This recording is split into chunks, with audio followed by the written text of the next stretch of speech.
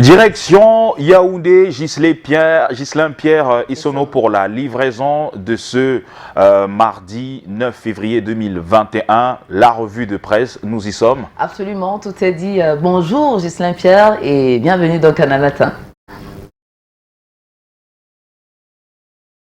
Voilà, bonjour à vous Patricia, bonjour également à vous Fidjil.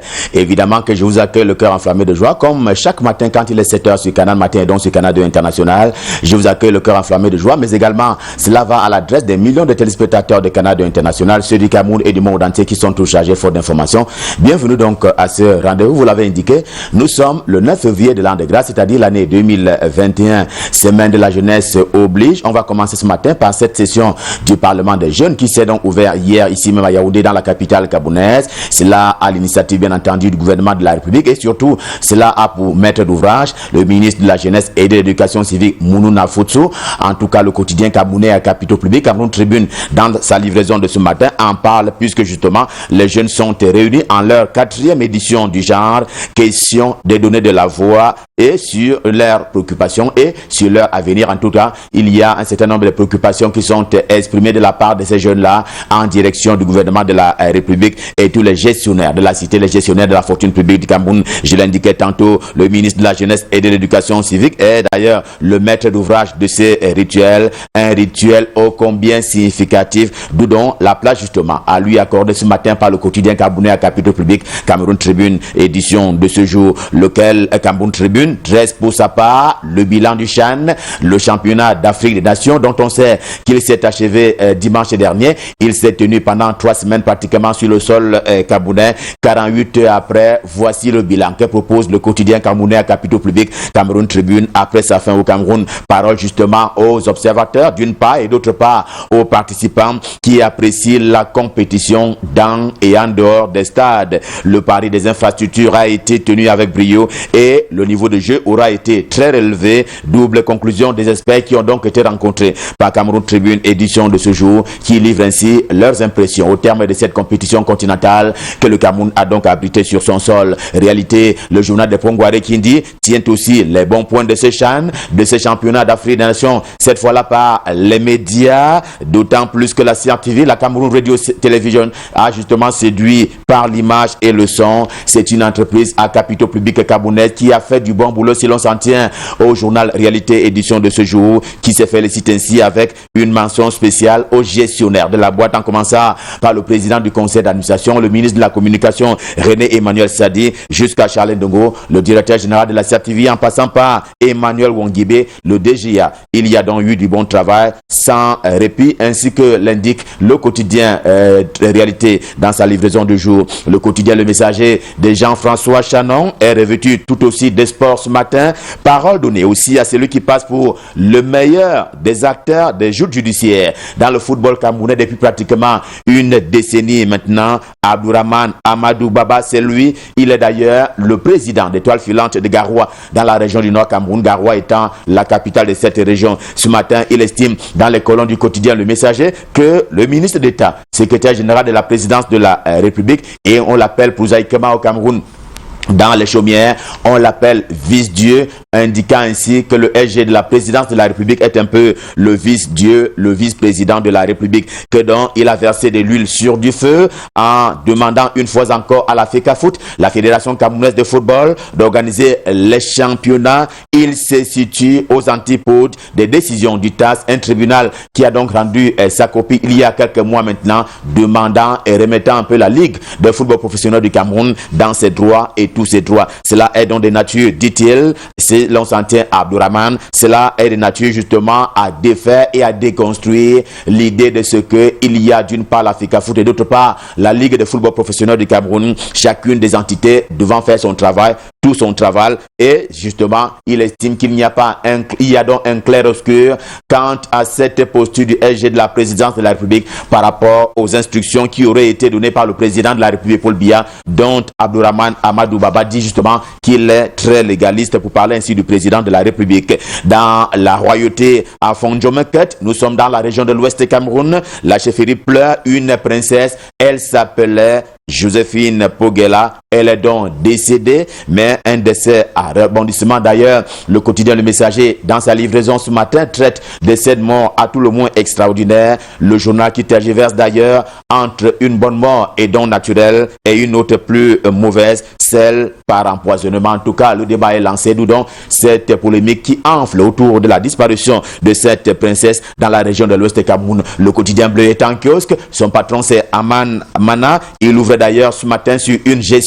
la gestion de l'héritage du milliardaire camerounais disparu il y a quelques mois maintenant, que le Cameroun, l'Afrique et le monde entier ont donc pleuré. Eh bien, la question, c'est celle de la gestion de l'héritage de Fotso Victor. Les derniers développements ont d'ailleurs trait à la non-assurance d'une de ses filles, c'est-à-dire Christelle Nadia Fotso. Celle-ci soupçonne d'ailleurs de pas libre et transparent le testament que son papa aurait été amené à rédiger sous condition et sans être en possession de toutes ses armes habituelles au moment où il séjournait justement à l'hôpital américain de Paris. Nous sommes là du côté de la France. Le jour le dit ce matin. La République dit autre chose ce matin. Cette chose, quant à elle, se rapporte aux attaques terroristes de la Modern Financial International Bilingual Academy College. On se souvient de ces tristes événements qui ont vu des enfants arrachés à la vie du fait des terroristes. C'était alors le 24 octobre 2020. L'armée a fait son boulot, se félicite ainsi la République. Les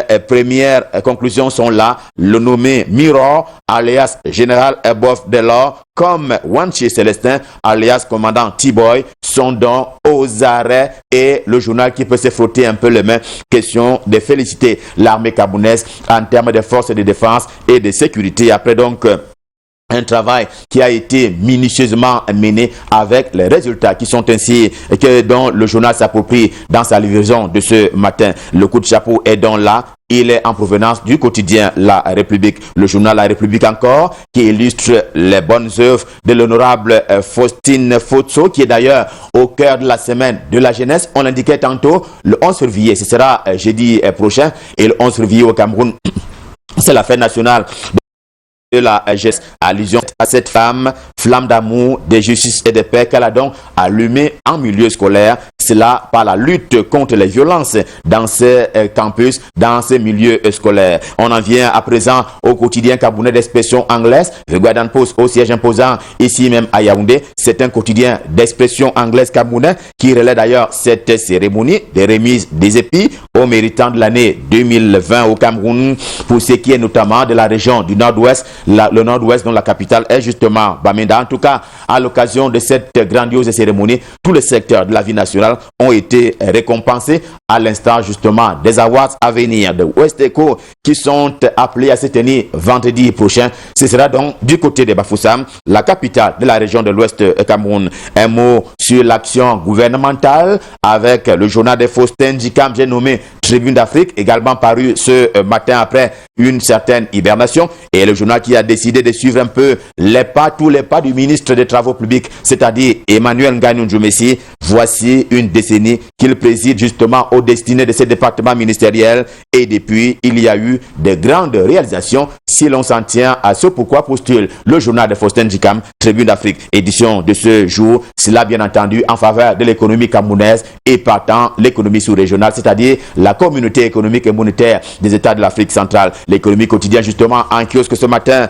poursuit ses efforts de compréhension sur le fonctionnement de la bourse sous-régionale dont on sait qu'elle a pour siège Douala, la capitale économique du Cameroun. On parle ainsi de la bourse de la sous-région Afrique centrale et dont la CEMAC, avec un accent qui est mis ce matin sur une banque camerounaise qui est d'ailleurs appelée à rentrer dans la cour des grands. L'économie quotidienne en parle ce matin. Le point hebdo a depuis pris l'option des qualificatifs pour parler à la fois de ces sujets, mais également de ces objets.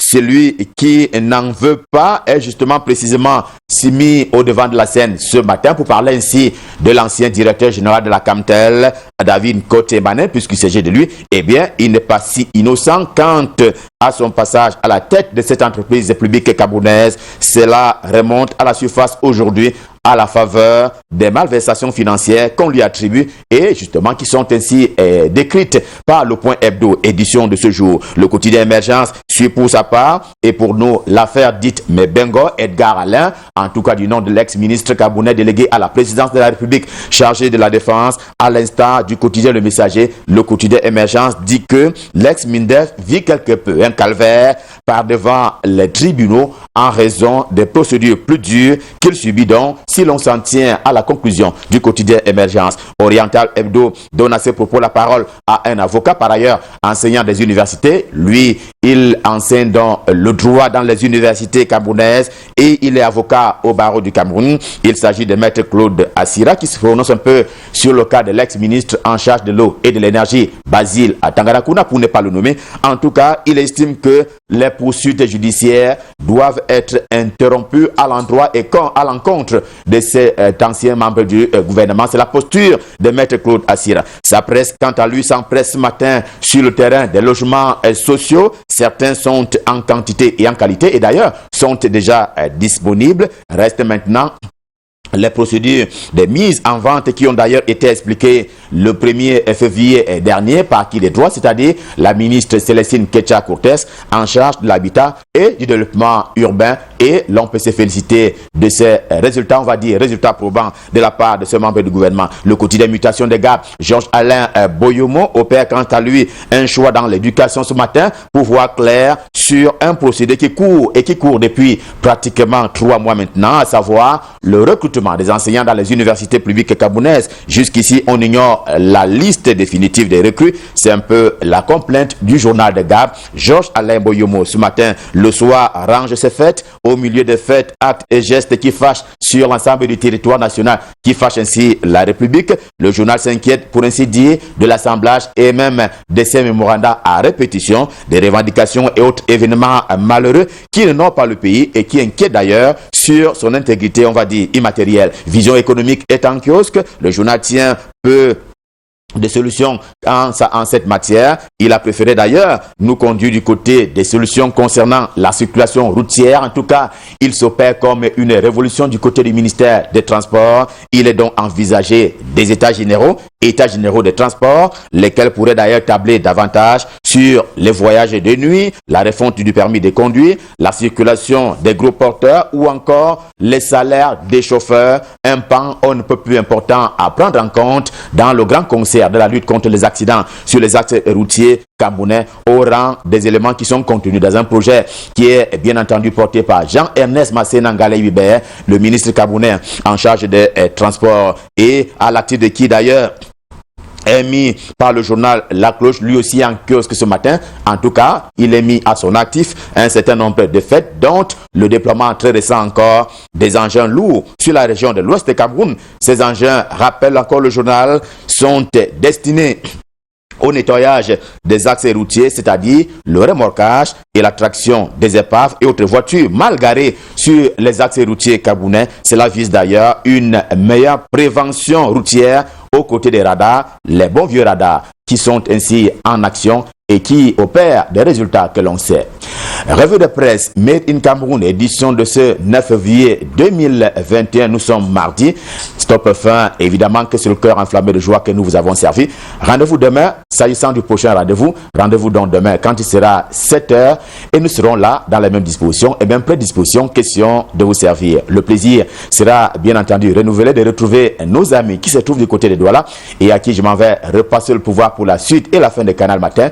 Nos amis tout en couleur jaune, pour parler ainsi de Patricia. Couleur jaune, c'est-à-dire jalousie de jeunesse, et nous sommes en pleine semaine de la jeunesse.